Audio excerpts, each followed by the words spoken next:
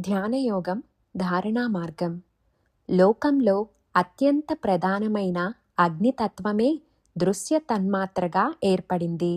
ఇది తేజస్సుకు సంబంధించింది. శరీరంలోని జ్ఞానేంద్రియాలలో కండ్ల ద్వారా బయట దృశ్యాలు లోపలికి ప్రవేశిస్తాయి.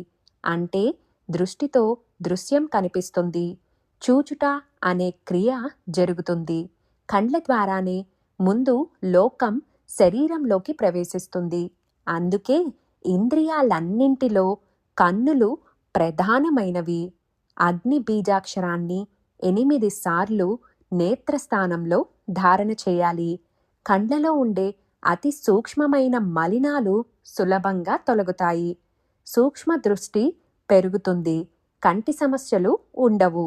కండ్లు ఎంత బాగా ఉన్నా బయట వెలుగు లేకపోతే ఏమీ కనిపించదు. చూచుటకు లోపల ప్రకాశంతో పాటు బయట ప్రకాశం కూడా తప్పనిసరి అవసరం.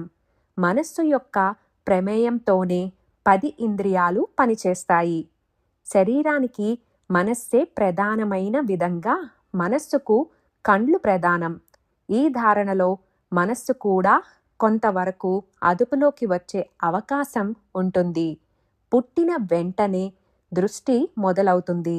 తొందరగా చూస్తే శక్తి క్షీణిస్తుంది. దీన్ని అధిగమించే శక్తి ధారణలో లభిస్తుంది.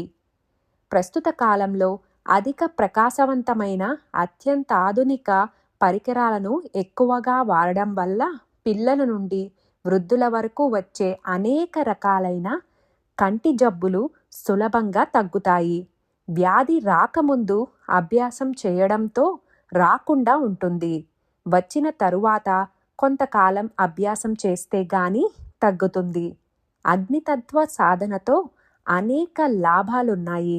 ఒక సాధన మరొక సాధనకు ముడిపడి ఉంటుంది. పంచతన్మాత్ర ధారణలో 5 జ్ఞానేంద్రియాలను కలిపి చేయాలి. ధ్యాన ప్రస్థం.